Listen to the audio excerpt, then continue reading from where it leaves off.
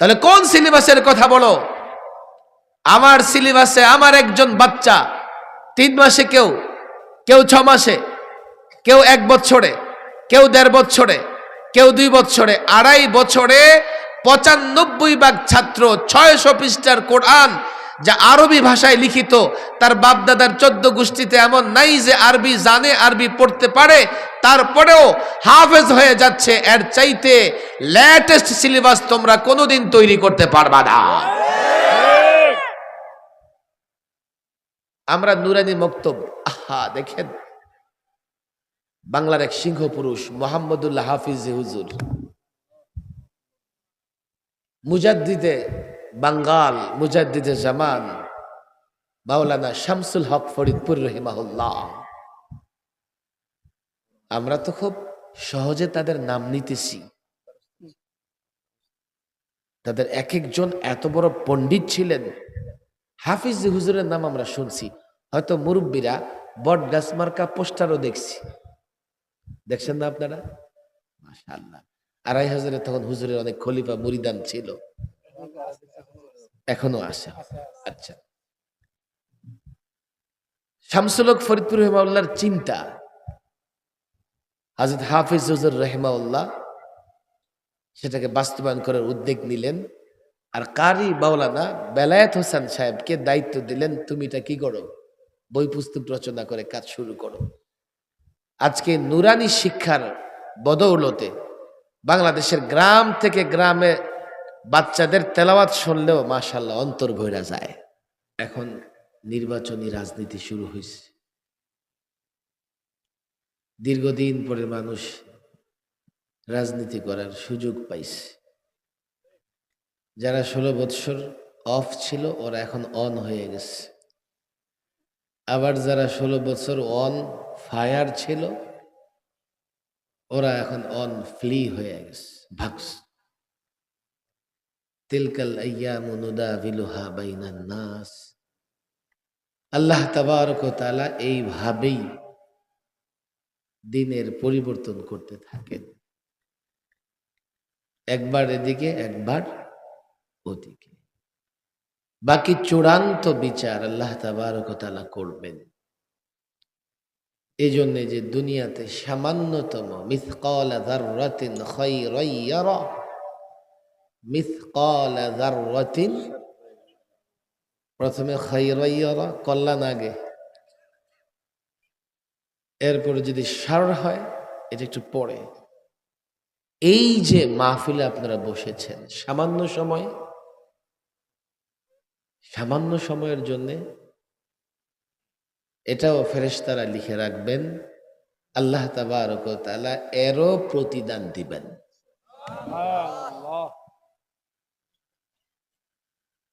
সামান্য সময় মাহফিলে বসে আলোচনা শোনা হতে পারে আল্লাহ তাবারক ওয়া তাআলার পছন্দ হওয়ার কারণে আল্লাহ মাফও করে দিতে পারেন। আমল করে কেউ জান্নাতে যেতে পারবে না, আমলের বিনিময়ে পারবে না। আমল করতে হবে, আমল করতে হবে, ছাড়া যাবে না। কিন্তু জান্নাত আল্লাহ দয়া রহম করে দেবেন। কেন? আমাদের যে আমল, জান্নাতের একটা ফলও কেনা যাবে না।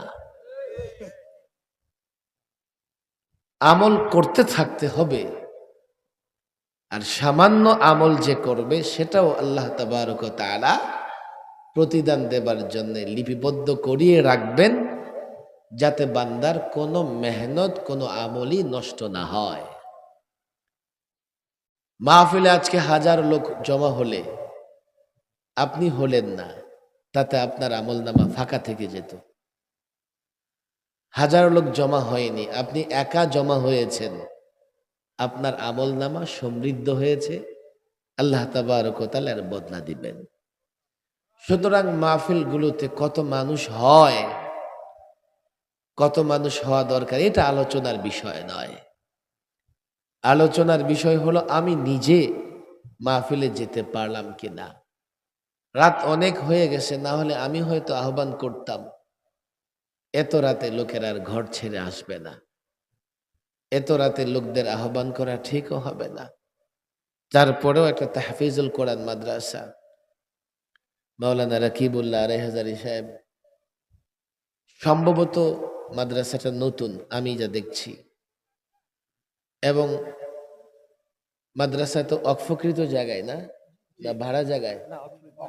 মাওলানা রকিবুল্লাহ কই, কতটুকু জায়গা আছে? মাশাআল্লাহ, জায়গাটা কিন্তু সুন্দর। 6% জায়গার উপরে তাহফিজুল কোরআন মাদ্রাসা শুরু করেছেন। আমি জানি না এখানে নুরানি মক্তব আছে কিনা। নুরানিও আছে? মাশাআল্লাহ। নুরানি মক্তব বাধ্যতামূলক। আপনার সন্তানের জন্যে নুরানি মক্তবে পড়া বাধ্যতামূলক। কেন জানেন? আমি বলি 3টা ফায়দা হয়। 1, বিশুদ্ধভাবে কোরআন তেলাওয়াত শিখে যায়। 2, 3 বছর নুরানি মক্তবে পড়াবেন, এই ছেলে কখনো মাদক সেবন করবে না। 3, আর যাই হোক সে কখনো নাস্তিক হবে না। বলবেন হুজুর মক্তবে পড়াই, আমি তো ছেলের, আপনাদের কষ্ট হচ্ছে? 10 মিনিট চলবে না? সারা রাত? এটা তো গড়বড় লাগতেছে। আচ্ছা ঠিক আছে, আরো 15 মিনিট, না আরো 5 মিনিট, সব মিলে 15 মিনিট। মাইক চলতেছে না? এটা মানুষের জন্য কষ্টকর হতে পারে, কারণ এটা, এই জায়গাটা আসলে এমন না, শহর না যে লোকেরা 12টার পরে ঘুমাবে। শহর নাকি? তো শহরের লোকজন কই? মিছিলে গেছে গা, হাজার হাজার মিছিলে গেছে গা। কেন কদিন আগে না উল্টা মিছিল করতে, এখন বাও মিছিল শুরু করছে পাশে। ওই আজকে এই অবস্থা, মিছিলের পরে নোট আছে পাইছে? তো আমিও পাইছি, তো কি হয়েছে? আমি যে প্রোগ্রাম করে আসছি আমার এলাকায়, আমি বলছি যে ভোট দেন, এ কথা বলুম না, মন চাইলে দেন, না দিলে না দেন। হুজুর এমপি হইতে পারবেন? আমি কি এমপি হওয়ার দরকার কি আমার? কোন দাঁড়াইবেন কেন? আমি কি আলেমরা কইতেছে এই জন্য দাঁড়াই।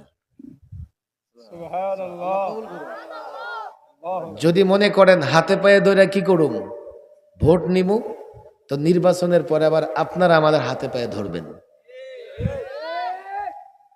আমি এখন আপনাদের হাতে পায়ে ধরবো না, আপনারাও নির্বাচনের পরে 5 বছর আমার হাতে পায়ে ধরতে হবে না। এখন বুক মিলাই, নির্বাচনের পরও সাধারণ মানুষ থাকুম, গেটে আর যাই হোক কুত্তা দাঁড় করে দৌড়ানি দিব না। নির্বাচনের আগে ধৈর্য জরে বাপ বেটা ডাকলাম, এরপরে সাগর সাহেবের সাথে সাক্ষাতে গিয়া খুঁজা পাইলেন না, হইল?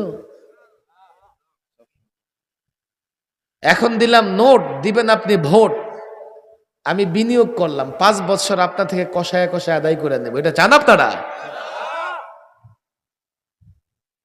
আমরা মৌলভী সাহেব মানুষ, সাধারণ মানুষ, যদি মন চায় দেন, এখন যা দেখতেছেন পরে তাই দেখবেন। কথা ঠিক না বেঠিক? আপনারা আমার থেকে মেরে খাওয়ার চেষ্টা করেন না, আমিও আপনাদেরটা মেরে খাওয়ার চেষ্টা করব না। ক্লিয়ার কথা রে ভাই। সব বুঝে যুবকরা, সব বুঝে, কিন্তু আমার চাইতে ভালো বুঝে। এমপি হয়ে কি হয়ে যাবো আমি? বরং বরং যে নেতা হবে সে সত্যিকার অর্থে জনগণের খাদেম হওয়া লাগবে। এটা বলা হয় সাইয়্যিদুল কওমি খাদিমুহুম। কওমের যে নেতা, সে কওমের সেবক হবে, খাদেম হবে। আর নির্বাচনের আগে আপনাদের বাপ ভাই এটা সেটা ঢাকুম, এরপরে অফিসার হয়ে যাব, এমন এমপিতে দরকার নাই। যাই হোক, সামান্যতম নেক কাজ করলেও প্রতিদান দিবেন কে? আল্লাহ। কোনো সন্দেহ নাই, কোনো সন্দেহ নাই। সামান্যতম যদি আবার ভুলও হয়ে যায়, তবে সুযোগ আছে, আল্লাহ চাইলে মাফ করে দিতে পারেন। কথা ঠিক না বে ঠিক? এই জন্য আগে কল্যাণ নিয়ে আসছে, পরে সার অকল্যাণ নিয়ে আসছে। কল্যাণের ব্যাপারে কোনো কন্ডিশন নাই, কল্যাণ করবেন প্রতিদান পাবেন। আর যদি সার করেন, গুনাহের কাজ করেন, এনে কন্ডিশন আছে, গুনাহ করলে আল্লাহ শাস্তি দিবেন না। আল্লাহ যেহেতু রহমান, আপনি ক্ষমা চাইলে আল্লাহ ক্ষমা করে দেবেন। মাহফিলে আপনারা এই অবস্থায় মাহফিলে আসছেন, এত রাত পর্যন্ত একটা তাহফিজুল কোরআন, এখানে নুরানি বক্তব্য আছে, আমার ভালো লাগতেছে এটা এই জন্যে। 3 বছর নুরানি বক্তব্যের কোর্সে পড়াবেন, ফায়দা কয়টার কথা বলছি বলেন, মনে থাকবে? কয়টা কয়টা? আমার যা মনে হচ্ছে ছাত্রদের গার্জিয়ানই বেশি, এখানে গার্জিয়ানই বেশি, বা এলাকার লোকজন বেশি। এক বলছি কোরআন বিশুদ্ধভাবে পড়তে পারবে, 2 বলছি মাদক সেবন করবে, 3 বলছি নাস্তিক হবে। কোরআন বিশুদ্ধ পড়া এক সময় খুব সহজ। 7 বছরের বাচ্চাটা দিয়ে দেন, 6 মাস পরে বিশুদ্ধ কারি সাহেবের মতো কোরআন তেলাওয়াত করতে পারবে। বয়স যদি 20-30 হয়ে যায়, 2-4 বছরও শুদ্ধ করতে পারবে না। আর এই সমস্ত মাদ্রাসায় শয়তান এসেও বাচ্চাদেরকে ইয়াবা গাঞ্জার কথা বলে না। শয়তানেরও সময়ের দাম আছে, শয়তানের সময়ের দাম নাই। এই মাদ্রাসায় ঢুকে যদি কয় এবারটা ইয়াবা খা, গাঞ্জা খা, শয়তানের সময় নষ্ট হবে। কারণ মাদ্রাসার বাউন্ডারিতে ইয়াবা গাঞ্জা থাকে। শয়তান কোন কামে এমন অশ্বাসা দিব যেটা সে করতে পারবে না? নাস্তিক হবে না। আপনার সন্তান যদি 3 বছর মাদ্রাসায় পড়ে, তার ভেতরে দ্বীনের মৌলিক কিছু ইলম জ্ঞান অর্জন হয়, ডাক্তার হোক, ইঞ্জিনিয়ার হোক, ব্যারিস্টার হোক, আর যাই হোক, আল্লাহ তার ঈমান হেফাজতের ব্যবস্থা রাখবেন, নাস্তিক হবে না। মানুষের মতো মানুষ হবে। ভাই সব হলো, ডাক্তার হলো, ইঞ্জিনিয়ার হলো, ব্যারিস্টার হলো, এমন ডাক্তার হলো, আপনি যাবেন পরীক্ষা দরকার, একটা 10টা দিয়ে দিল, হাসপাতালে ভর্তি করাইতে পারলে পকেটের টাকা, আশেপাশে যারা আছে ওদের টাকা, পরে আবার খেত বিক্রি করে টাকা আদায় করা লাগে, আছে না নাই?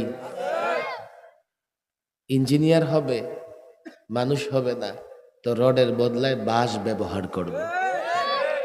এই বাঁশ শুধু রাস্তায় দিবে না, জনগণেরও দিতে ছাড়বে না।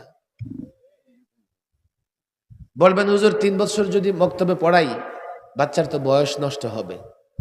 কেন? 3 বছর মক্তব পড়ে তার আবার স্কুলে কি পড়তে হবে? ক্লাস 1-এ ভর্তি হইতে হবে? ন,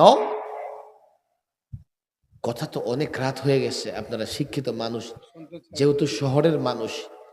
নুরানি শিক্ষা পদ্ধতি এমন এক পদ্ধতি, এবং এই যে বাংলাদেশ বা ভারত উপমহাদেশে হিফজ যে পদ্ধতি, হিফজ যে সিস্টেম, গোটা পৃথিবীতে এমন সিস্টেম আর কোন প্রতিষ্ঠান উদ্ভাবন করতে পারে নাই। গল্পটা পরে শোনাই, আগে বলি, সময় নষ্ট হবে না। এই নুরানি পদ্ধতিতে 3 বছরে এত কিছু পড়াইয়া দিবে, স্কুলে 5 বছরেও পড়াইতে পারবে না। 2, হাতের লেখা এত সুন্দর হবে, এসএসসির ছাত্ররাও এত সুন্দর করে লিখতে পারবে না। আমি জানি না রকিবুল্লাহ আরেহাজের হিসাব প্রদর্শনী করছেন, এবার হয় নাই। আগামীতে আমি বলে যাই, আধা ঘন্টা সময় এই ছোট্ট ছোট্ট বাচ্চারা হাতের লেখা দেখাবে। এই যে একটা ছোট্ট বাচ্চা ইংরেজিতে বক্তৃতা করছে না, তারপরে আপনারা কইবেন কি, মৌলভী সাহেবরা ইংরেজি জানে না, দেশ কেমনে চালাইব, বলে অনেকে এই কথা, দেশ কেমনে চালাইব, মৌলভীরা তো ইংরেজি জানে না। আরে আমি বাংলাদেশ চালাবো, ইংরেজি দরকার কি? আর যদি দরকার হয় তো এমন লোক রেখে নিব, অসুবিধা কি? এমন লোক রেখে নিব, এর চাইতে গভীরে আমি যাইতে চাই না। তাহলে সমস্যা আবার। মনে হয় প্রচলিত রাজনীতিবিদ সব শিক্ষিত। আমার লালবাগের এক রাজনীতিবিদ কথাই কইতে পারতো না, বরাবর এমপি হইতে থাকতো। হাতের লেখার প্রদর্শনী দেখবেন এই বাচ্চাদের, 3 বছর পড়াবেন, এরপরে তারে নিয়ে ক্লাস 1-এ না ক্লাস 5-এ ভর্তি করাইতে পারবেন। এই চ্যালেঞ্জ রকিবুল্লাহ সাহেবকে গ্রহণ করতে হবে। প্রত্যেকে বাচ্চা দিবে, বাচ্চা 3 বছরে ক্লাস 5 পর্যন্ত পড়াই দিতে হবে, বিশুদ্ধ কোরআন তেলাওয়াত, নামাজ ইত্যাদি শিখিয়ে দিতে হবে। যেহেতু এই সিলেবাস এটা সম্ভব, সেজন্য আমরা বলি এমন সিলেবাস পৃথিবীর কেউ উদ্ভাবন আজ পর্যন্ত করতে পারে নাই। আমি একটা গল্প প্রায় শোনাই, মোমেন শাহীতে প্রোগ্রামে গেছি, এক এনজিও ওদের একটা সংগঠনও আছে, ওই সংগঠনের সভাপতি, যাতে বুঝলাম বড় টাইপের এনজিও নেতা, নন গভর্নমেন্ট অর্গানাইজেশন, বেসরকারি কিছু সংস্থা আছে। আমাদের বাংলাদেশে তো এনজিওর অভাব নাই, সব এনজিও একই না। কিছু এনজিও আছে বাংলাদেশকে কিভাবে গোলামের জিনজিরে আবদ্ধ করবে, পশ্চিমাদের সঙ্গে উঠে বসে এই ষড়যন্ত্র করে। সেজন বলছে আমি এনজিও করি, আমি একটু দূরে সরতে চেষ্টা করলাম। হুজুর আপনি ভয় পায়েন না, আমি ভিন্ন টাইপের এনজিও। আমি বললাম কি টাইপের? আমি শিক্ষা নিয়ে কাজ করি, আপনি একটু সময় দেন, আপনার বড় মাদ্রাসায় যাই, আমি পৃথিবীর নানা দেশে শিক্ষা সিলেবাস নিয়ে কাজ করি। আমি বললাম ভাই দরকার নাই। হুজুর বলেন কি? বললাম হ্যাঁ, আমরা যে সিলেবাস আবিষ্কার করে বাচ্চাদের পড়াই, আপনারা আগামী 100 বছরেও সেই ধরনের সিলেবাস তৈরি করতে পারবেন না। বলে হুজুর কিভাবে বললেন? আমি বললাম বেশি হয়ে গেছে, 1000 বছরও পারবেন না। বলে কিভাবে সম্ভব? আমি বললাম আমাদের 30 পারা কোরআন আছে না নাই? প্রত্যেক পাড়ায় 20 পৃষ্ঠা। কয় পৃষ্ঠা? হাফিজি কোরআন যেটা, তাহলে 30 পাড়ায় কত পৃষ্ঠা হয়? 20-30 কত? 600। কয়শো? আমি তাকে বললাম 600 পৃষ্ঠার ভিনদেশি ভাষায় লিখিত একটা কিতাব বা একটা বই আপনাদের সিলেবাসে একজন শিক্ষার্থী কতদিনে নির্ভুল মুখস্থ করে শোনাতে পারবে? সে বলে হুজুর 10-12 বছরে হয়তো সম্ভব, তবে নির্ভুল সম্ভব না। তাহলে কোন সিলেবাসের কথা বলো? আমার সিলেবাসে আমার একজন বাচ্চা 3 মাসে, কেউ 6 মাসে, কেউ 1 বছরে, কেউ 1.5 বছরে, কেউ 2 বছরে, 2.5 বছরে 95 ভাগ ছাত্র 600 পৃষ্ঠার কোরআন যা আরবি ভাষায় লিখিত, তার বাপদাদার 14 গোষ্ঠীতে এমন নাই যে আরবি জানে, আরবি পড়তে পারে, তারপরেও হাফেজ হয়ে যাচ্ছে। এর চাইতে লেটেস্ট সিলেবাস তোমরা কোনোদিন তৈরি করতে পারবা না। আমরা নুরানি মক্তব, আহা দেখেন বাংলার এক সিংহ পুরুষ মোহাম্মদুল্লাহ হাফিজ হুজুর, মুজাদ্দিদে বাঙ্গাল, মুজাদ্দিদে জামান, মাওলানা শামসুল হক ফরিদপুর রহিমাহুল্লাহ। আমরা তো খুব সহজে তাদের নাম নিতেছি, তাদের এক একজন এত বড় পণ্ডিত ছিলেন। হাফিজ হুজুরের নাম আমরা শুনছি, হয়তো মুরব্বীরা বট গাছ মার্কা পোস্টারও দেখছি, দেখছেন না আপনারা? মাশাআল্লাহ। 2500 তখন হুজুরের অনেক খলিফা মুরিদান ছিল, এখনো আসে। আচ্ছা, শামসুল হক ফরিদপুর রহিমাউল্লাহর চিন্তা, হযরত হাফিজ হুজুর রহিমাউল্লাহ সেটাকে বাস্তবায়ন করার উদ্যোগ নিলেন। আর কারি মাওলানা বেলায়েত হোসেন সাহেবকে দায়িত্ব দিলেন, তুমি এটা কি করো, বই পুস্তক রচনা করে কাজ শুরু করো। আজকে নুরানি শিক্ষার বদৌলতে বাংলাদেশের গ্রাম থেকে গ্রামে বাচ্চাদের তেলাওয়াত শুনলেও মাশাআল্লাহ অন্তর ভইরা যায়। এই জন্য এখানে আমি দেখেন, আল্লাহ যাকে আলেম বানায় সে আলেম হন। চলে যাবেন, মৌলানা আটকে রাখছি, খাবে বলছে, একসাথে খাবো। মাওলানা ২৫০০-এ অনেক প্রোগ্রাম করে, মজলুম আলেম। আর ২৫০০-এ অনেক আলেম হাফেজে কোরআন আছে। ২৫০০টাকে আমার ভিন্ন কারণে ভালো লাগে, কারণ ২৫০০-এর পরে সোনারগাঁ, কাছে না দূরে? সোনারগাঁ যদি রাজধানী হয়ে থাকে তো ২৫০০ কি রাজধানীর আশেপাশে ছিল না? আপনারা কিন্তু প্রাচীন রাজধানীর লোক।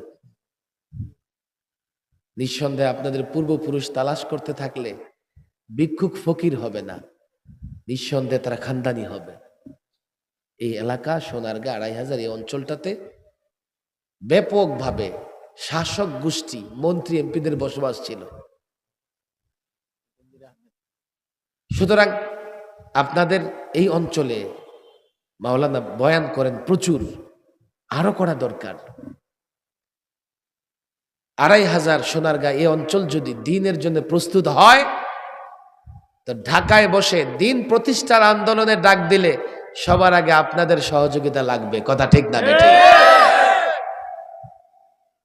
সারা বাংলাদেশ অনেক পরে আসবে, আপনারা চাইলে মার্চ করে 2 ঘন্টার মধ্যে দৌড়ে ঢাকা পৌঁছে যেতে পারবেন। সমস্ত ইজম ভুল করতেছে, মুসলমান ভুল করতেছে। তন্ত্র মন্ত্র অন্য কোন ইজম দিয়ে আমরা বিজয়ী হতে পারবো না। যতদিন আমরা ইসলাম দিয়ে বিজয়ী হবার চেষ্টা করেছি আমরা বিজয়ী ছিলাম।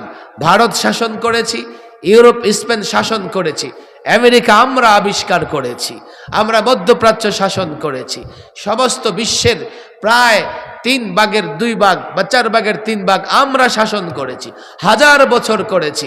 আজকে ইসলাম ছেড়ে দিয়েছি, আমাদের অবস্থা কি? 1.5 কোটি ইহুদিদের বিরুদ্ধে লড়াই করবার ক্ষমতা নাই, অথচ আমরা সংখ্যায় 200 কোটি। ইসলাম নাই তো পাওয়ার নাই, ইসলাম নাই তো শক্তি নাই। ইসলাম ধরো, ঈমান আনো, ঈমানের উপরে অবিচল অটল থাকো। 1.5 কোটি ইহুদি নয়, গোটা দুনিয়ার বিরুদ্ধে লড়াইয়ে নামলে তারা তোমাদের কাছে নত জানু হতে বাধ্য হবে। আজকে কথা পরিষ্কার, আমরা আমাদের বাচ্চাদের মুসলমান বানাই আগে, পরে যদি সে ডাক্তার হয় হোক, ইঞ্জিনিয়ার হয় হোক, কিন্তু মুসলমানের বাচ্চা মুসলমান হতে হবে আগে। এই তত্ত্বাবধায়ক সরকার কি গানের শিক্ষক নিয়োগ দিবে, গানের শিক্ষক নিয়োগ দেবে। হ্যাঁ, হতে পারে কোন কোন গার্ডিয়ান তার বাচ্চাকে গান শিখাইতে চায়, সেটা ২৫০০-এ আমার মনে হয় যে পয়েন্টের নিচে হবে। 1 ভাগ তো হবে না, 1 ভাগের নিচে হবে। 2.5 ভাগ মানুষের চাহিদা পূরণের জন্য গানের শিক্ষক নিয়োগ দিবা রাষ্ট্রীয় টাকায়, অথচ 99 ভাগ মুসলমান, 2-4টা নাস্তিক ছাড়া তারা চায় তাদের সন্তান কোরআন শিখবে। আমরা বলেছি গানের শিক্ষক নয়, আগে প্রত্যেকটা প্রাইমারি স্কুলে ধর্মীয় শিক্ষক, আলেম, নুরানি মুআল্লিম নিয়োগ দাও, যাতে প্রত্যেকটা মুসলমানের বাচ্চা অনায়াসে কোরআন শিখতে পারে। ভাই, আপনার ছেলেকে মাদ্রাসায় কেন পাঠাইতে হবে কোরআন শেখার জন্য? তার তো এটা মৌলিক অধিকার।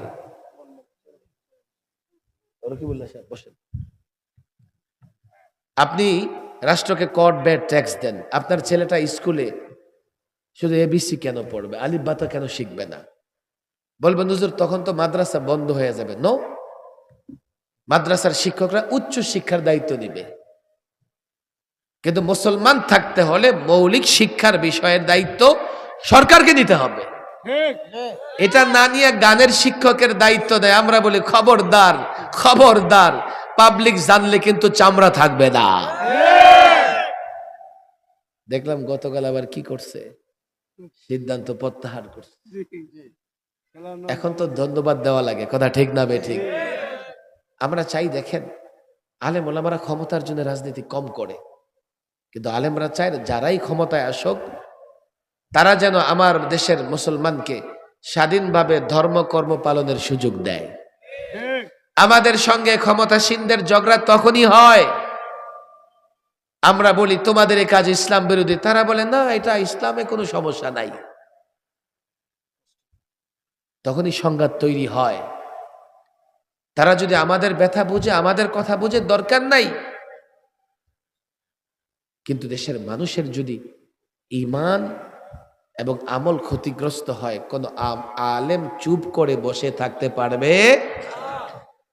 মাওলানা রকিবুল্লাহ সাহেব আসছেন, এই অঞ্চলের প্রত্যেকটা বাচ্চা আপনার এখান থেকে নুরানি মক্তব পড়বে, আপনি গ্যারান্টি দিয়ে দিবেন 3 বছরের 5 বছরের পড়া পড়ায় দিবেন। শিক্ষক যদি হেফজ পড়ে করলো, যদি পারে, হেফজের জন্য সময় লাগে, কেউ যদি পারে তার বাচ্চাকে হেফজ করাইলো, কিন্তু কোরআন বিশুদ্ধ করে পড়া তো ফরজ। নামাজ হবে না কোরআন শরীফ না পড়তে পারলে, নামাজ হবে না। এবং নুরানি মক্তবে নামাজের জন্য যে কয়টা সূরা কেরাত দরকার, আদিয়ায়ে মাসনুনা, সুন্নত দোয়া, এগুলো কিন্তু পড়াইয়া দিবে।